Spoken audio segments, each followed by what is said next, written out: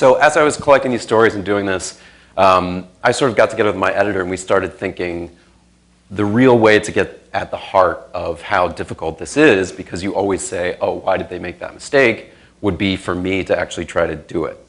So the parameters we set up were that I would try to disappear for a month, that I wouldn't actually try to go off the grid. I wouldn't go live in a tent in a national park because for a month it'd be pretty difficult for someone to find me. Now over a longer period of time, even that you could be found, but so I would actually try to adopt an entirely new identity, and I would try to use all of the technologies that I use now, including social networking, which I do, I am a participant in, but as a new person. So I'd actually try to create a new identity and then jump into that identity and leave my old one behind. And then people could win $5,000 if they found me in person, took my picture, and said a code word, which was fluke, which was a reference to the guy from Arkansas who disappeared and took his dog with him, this dog named Fluke. He was discovered 8 months later with his dog and his wife and his kid. So those were kind of the general parameters. I would try not to break the law, just so we would avoid any legal trouble when I got back.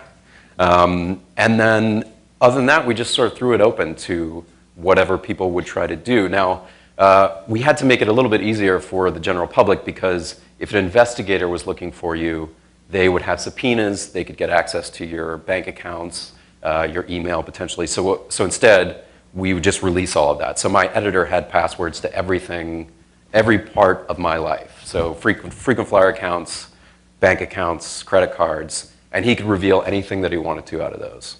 My phone records, who I'd called for the last month. So that's how we set it off. And then I took off from San Francisco, but actually before that, so what I had to do was I had to try to figure out what this new identity was going to be like, and how could I sever it from my old identity. So I adopted a new name, which was James Gatz, James Donald Gatz. Donald is actually my middle name, which was one of the kind of mistakes I made. It didn't end up costing me, but when people try to disappear, oftentimes they carry something over from their previous life, and that's the way they end up getting caught. They use the same birth date, or they'll transpose the numbers in their birth date or in their social security number. So using my middle name was a bad idea, but I adopted a new name. Part of the reason I adopted James Gatz is that it's a name that in The Great Gatsby, it's actually The Great Gatsby's original name before he changes it to Jay Gatsby. But it had a practical purpose too, which was if somebody Googled me, if I met someone and I told them my name and they Googled me, in the digital age, there's a little bit of an issue. If you have no presence online in a certain community of people, you are suspicious. And you'll read stories about people who go on dates, and the first thing they do when they go home from the date is they Google the person. So I wanted to have a reasonable excuse for why if someone Googled me, they couldn't find anything, because all they would find would be references to The Great Gatsby. So then I tried to develop these aspects of my identity, ways of using money. So these are gift cards that you pay cash for, and they're completely anonymous. And then you can register them online under a fake name, and then I used those cards to order another card online, which actually had my name on it. And it looks kind of like a credit card. I got the patriotic flag-waving one, and it says gift card in the corner, but most places, if I went and used it, they would treat it almost like a piece of ID. I had business cards, which were references to a company that I started called Bespect. Bespect Research, which I always describe as it's like respect with a B, which also doesn't mean anything. And then I mocked up a fake ID. Whoops, we lost our. We unplugged. There we go. Well, I had a fake ID. You may have seen it. It was actually like a university ID. I called myself a visiting scholar because creating a regular driver's license or passport would get me into legal problems. So I mostly tried to sort of stay within the parameters of this low-level ID. And then I would often tell a story that I had lost my driver's license, but I had this scholar's ID and I had this credit card, and was that enough to get me by? And at most hotels, at most places where they kind of routinely ask for driver's license for no apparent reason, that was enough. Do we need to do something? Is this going to come back? Okay.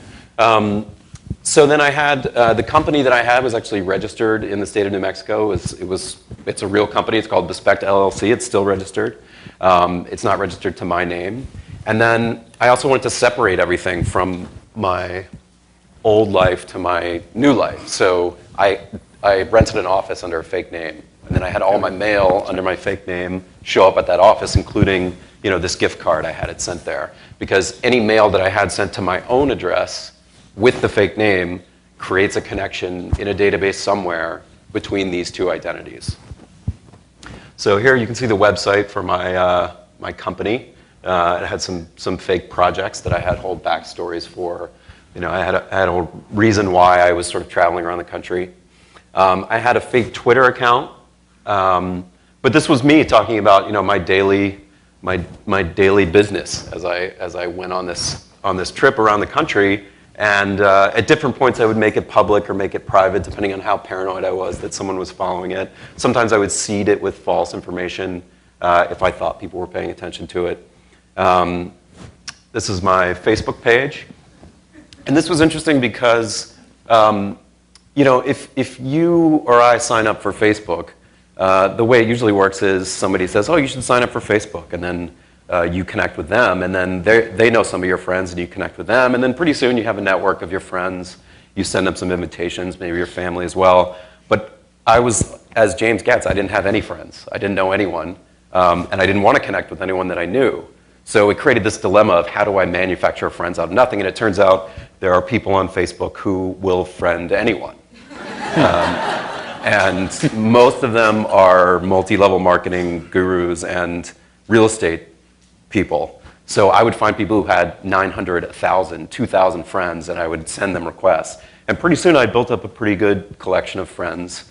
A lot of these are from after, but I had 30, 40 friends, none of whom I actually knew, none of whom knew me. But if someone looked me up, and oftentimes I would say, oh, look me up on Facebook. And it created this perception that I was a real person. Like, who would concoct this entire identity with business cards? And it just gave an authenticity. So it was kind of looking at both sides of this question, that people could use my old information to track me, but I could also use the whole idea of digital identity to develop this new person who would have a backstory because he existed online. So then, I'll just go through this quickly because it gets a little technical, but basically the one big problem I had is I was staying online. I had to show that I was online, so I would log into my email every day, my real email. And if any of you use Gmail, you may or may not have ever noticed, but in a tiny, tiny font at the bottom of the screen, it says last logged in from, and it has your IP address.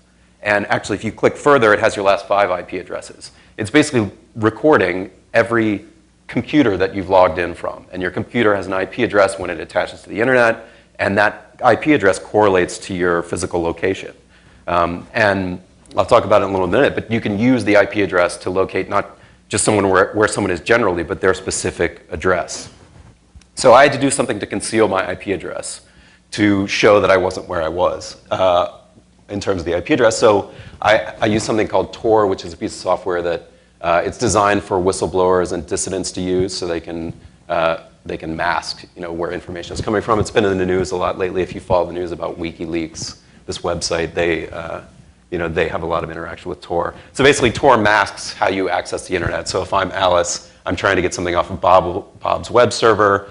Tor makes it look like I'm jumping from that last computer to Bob's server, and basically all these hops in between are anonymous. So if Bob is there and he's saying, oh, who's accessing my server, it might look like it was coming from Germany when in fact I was in Los Angeles. But then I had a friend who worked at Google who said, you know what, Tor can be cracked. Anything can be cracked. So that's not safe enough. So instead what I did was I took these 2 computers and I left them in an anonymous office that I rented in Las Vegas, which is this windowless room. And I set the computers up, I attached them to the internet, I rented the office for the entire month, and then what I did when I wanted to access the internet was I actually remotely logged into these computers. I used these computers to access the internet, and then if someone ever traced my IP back, they would only get as far as Las Vegas. And in fact, later on they did. So I set off around the country. I started in San Francisco. I drove to Vegas. I set up my computers. Then I sold my car. I started taking other forms of transportation. I went to LA, and then I got online and hitched a ride with a band, a small indie band who was touring across the country. So I went from LA, and they kind of cruised across Texas, and I was sort of just riding along in their van, you know, helping them pay for gas, and basically they kind of left me alone. And then I ended up, this map is actually made by someone who was chasing me. It's not entirely accurate, but essentially I went to St. Louis with the band. I took a train down to New Orleans, and then I rented an office in New Orleans, and I rented it under a fake name. I signed a lease, and I would do things like I had anonymous PayPal accounts, or not anonymous, but attached to my fake name. And I would contact the landlord over the internet and ask them if they took PayPal. So sometimes I rent an apartment for a week, and I never even saw the landlord. He just left me a key in a box. I paid him with PayPal. As far as he knew, I was James Gatz, and you know, as long as I paid the bill, he didn't care. So then the other dilemma I had was my pictures were in the magazine, and not only in the magazine, but every day Wired was publishing more and more pictures. I had given them essentially a dossier of information about me, this same kind of thing that an investigator would uncover if they spent some time interviewing my family and things like that.